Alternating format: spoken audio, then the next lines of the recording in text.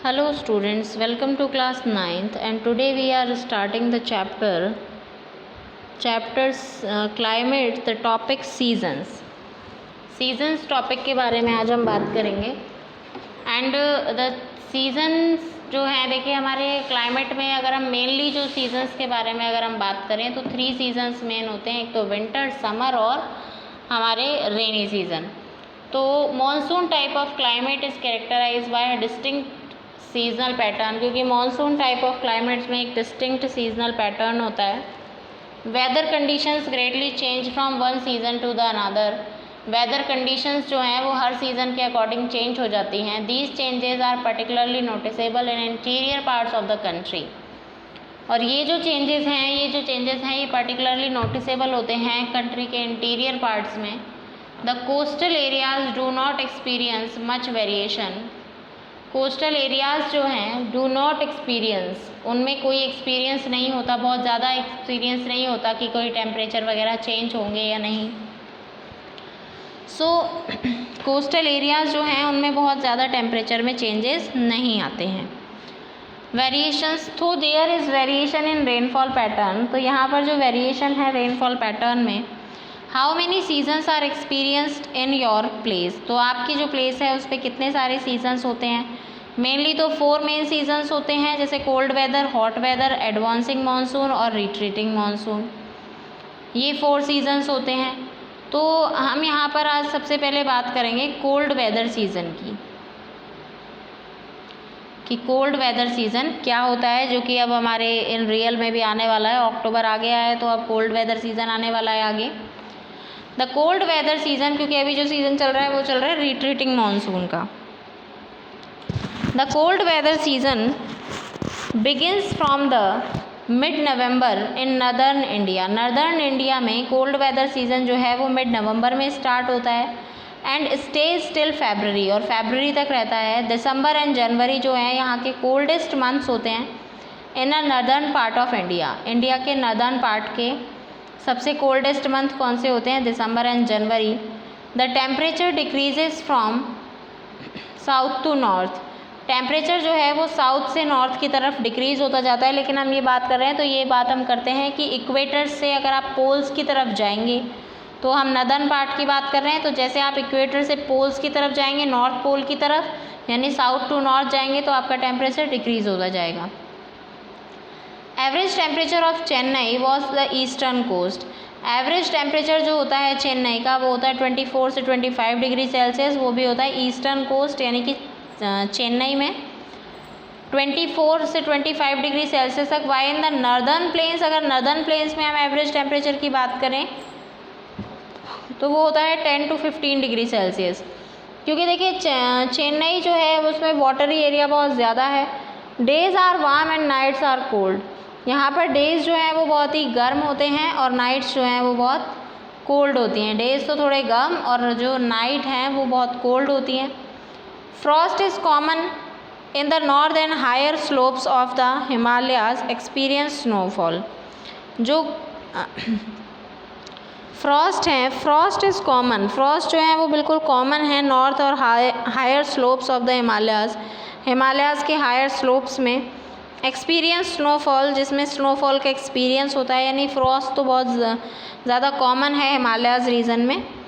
During this region, और इन season के टाइम में नॉर्थ ईस्ट ट्रेड विंड्स चलती हैं, यानी कि नॉर्थ ईस्ट साउथ वेस्ट से आने वाली और नॉर्थ ईस्ट की तरफ जाने वाली जो हवाएं हैं, रिट्रीटिंग मानसून वाली जो हवाएं होती हैं वो इस सीज़न में बहुत चलती हैं। They blow from land to सी, क्योंकि इस समय सदर्न हेमिस्फेयर का जो टेम्परेचर है वो बहुत ज़्यादा होता है, और सदर्न हेमिस्फेयर का टेम्परेचर ज़्यादा होता है तो वहाँ पे लो प्रेशर होता है, तो हमेशा जो विंड्स हैं वो लो प्रेशर से हाई प्रेशर की तरफ मूव करती हैं। They blow from land to sea and hence for the most part of the country, और पूरे पार्ट ऑफ द कंट्री के लिए ड्राई सीज़न होता है। सम अमाउंट ऑफ रेनफॉल, कुछ अमाउंट जो होता है रेनफॉल का वो इस समय भी ड्राई सीज़न होता है, फिर भी कुछ अमाउंट ऑफ रेनफॉल जो है वो तमिलनाडु कोस्ट पर होता है इस विंड्स में रिट्रीटिंग मानसून के ज़रिए।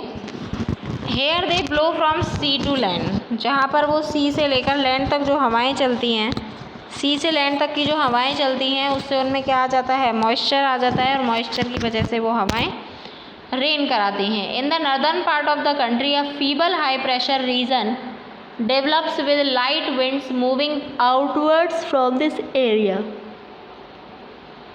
Northern part of the country में एक फीबल हाई प्रेशर होता है region develop with the light winds, जिसमें विंड्स बहुत लाइट होती हैं आउटवर्ड्स फ्रॉम दिस एरिया, इस एरिया के आउटवर्ड्स होती हैं। Influence the relief these winds, और रिलीफ की वजह से ये विंड्स जो है वो गंगा वैली की तरफ चली जाती है, यानी कि माउंटेन्स से टकरा कर ही गंगा वैली की तरफ चली जाती हैं और वहाँ पर काफ़ी बारिश कराती हैं। The weather is normally mark by the clear sky, weather जो है वो नॉर्मली क्लियर स्काई मार्क करता है, low temperature and low humidity, feeble and variable winds, feeble यानी कमज़ोर और अलग अलग टाइप की हवाएं।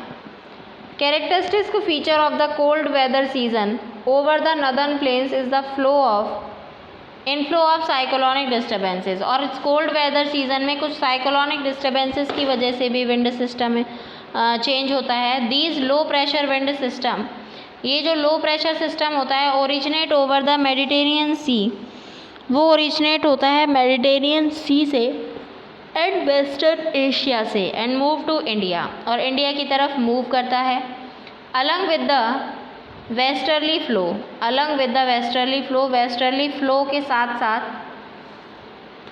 इसे मूव किया जाता है। They cause the much needed winter rains, और इसकी वजह से मच नीडेड विंटर रेन्स जो हैं over the plains and snowfall in the mountains, इनकी वजह से मच नीडेड, जहाँ पर विंटर्स में बहुत ज़्यादा नीड होती है प्लेन्स में और स्नोफॉल की माउंटेन्स में। Although the total amount of winter rainfall locally known as Mahawat, ये मैं पहले भी आपको बता चुकी हूँ कि महावट क्या होता है। जो लोकली रेनफॉल होती है विंटर्स में उसे महावट के नाम से जाना जाता है। ये जितनी भी रेनफॉल होती है ये साइक्लोनिक डिस्टर्बेंस के द्वारा होती है। So the peninsular region does not have a well defined cold season, peninsular region जो है does not have a, peninsular region में बहुत ज़्यादा कोल्ड सीजन नहीं होता। There is hardly any noticeable seasonal change in temperature, बहुत मुश्किल से एक सीजनल चेंज होता है टेम्परेचर पैटर्न में during winter due to the moderate influence, क्योंकि जैसे मुंबई का मैंने आपको एग्जांपल दिया था कि वहाँ पर जो टेम्परेचर है वो मॉडरेट रहता है, और मॉडरेट टेम्परेचर होने का मतलब है कि वहाँ पर ज़्यादा ना तो ठंड होगी और ना ही ज़्यादा वहाँ पर गर्मी होगी। तो ये हमारा हो गया कोल्ड वेदर सीज़न। और वैसे भी जहाँ पर जो वाटरी एरिया होता है तो वहाँ पर ह्यूमिडिटी ज़्यादा होने की वजह से ना that was not too much hot and not too much cold, that was too much humid also. The hot weather season, hot weather season due to the apparent northward movement, northward जो movement होती है sun की, the global heat belt shifts northward, global heat belt जो है वो northward में shift होती है, यानी कि नॉर्थवर्ड में शिफ्ट। ग्लोबल हीट बेल्ट का मतलब है कि अब सन जो है वो नॉर्दर्न पार्ट में बहुत ज़्यादा चमकता है अप्रैल मई जून में एज सच, और इसी वजह से मार्च से मई में यहाँ पर हॉट वेदर सीज़न होता है। और इस hot weather season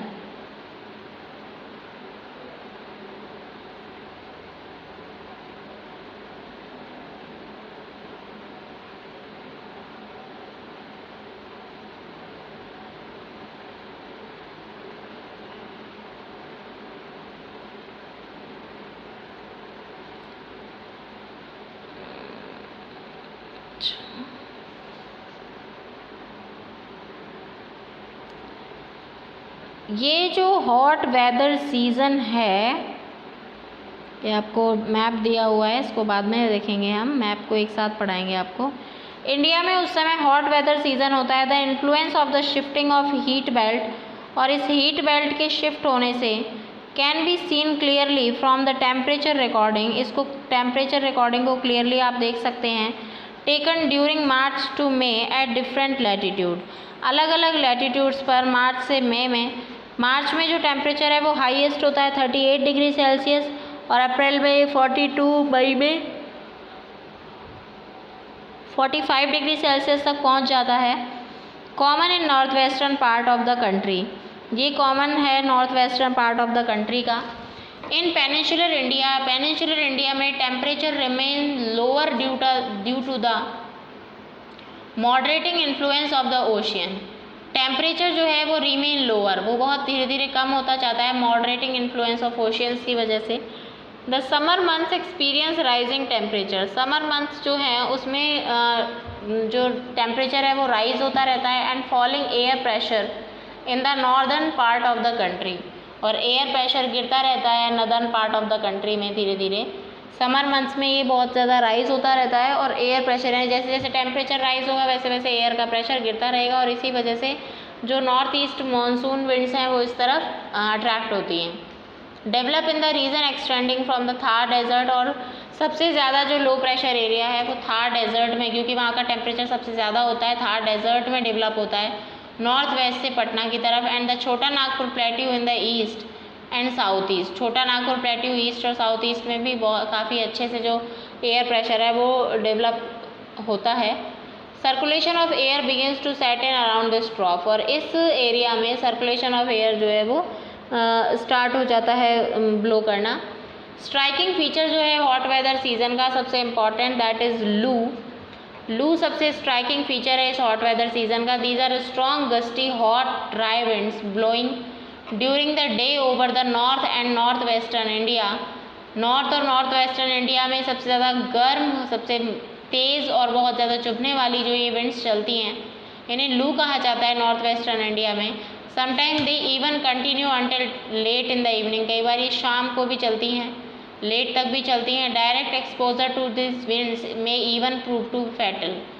direct exposure अगर इन विंड्स का होता है तो बहुत ज़्यादा कमज़ोरी और बहुत ज़्यादा परेशानी आ जाती है। डस्ट स्टॉर्म बहुत ही कॉमन थिंग्स हैं मई के मंथ में, जैसा कि हम एक्सपीरियंस भी हैं। पिछली बार 2 मई को जो तूफ़ान आया था लास्ट टू लास्ट ईयर वो बहुत ही ज़्यादा भयावह था। These storms bring temporary relief as they lower the temperature, और ये स्ट्रॉन्ग बिलीफ जो है वो लोअर द टेम्परेचर को लो करने में मे bring light rain and cool bridge.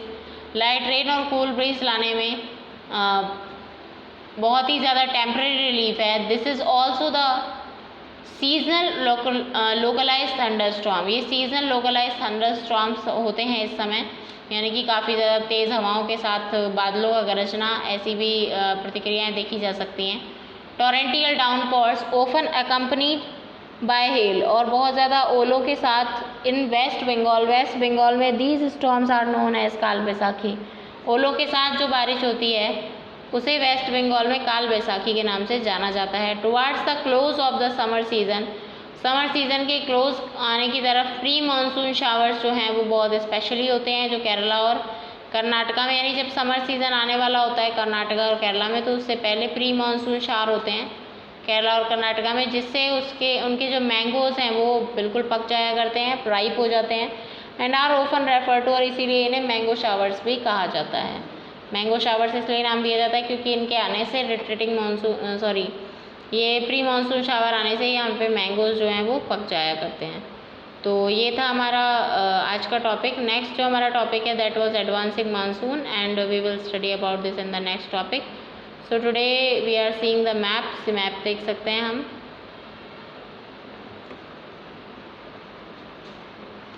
Map देखिए, अगर आप देखेंगे तो यहाँ पर जो ये मैप है, सबसे पहले मॉनसून विंड्स जो हैं, देखिए ये मॉनसून विंड्स जो आ रही हैं, ये एक पार्ट तो इसका चला गया अरब ओशियन में और दूसरा चला गया बे ऑफ बंगाल में। 2 पार्ट में डिवाइड हो गई क्योंकि इंडिया की पोजीशन कुछ ऐसी ही है।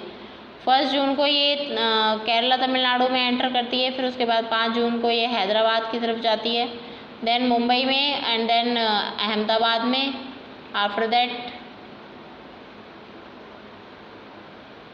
यहाँ अहमदाबाद और मुंबई में जाके ये रेनफॉल कराती है, और उसके बाद अगर हम ये देखें तो इसके अकॉर्डिंग 1 और 5 जून को ये गारो खासी से निकलकर और इस तरफ बारिश करवाती है। तो ये हमारा हो गया आज का topic. So thank you, have a nice day. We will study about the next video in next class. Thank you, have a nice day.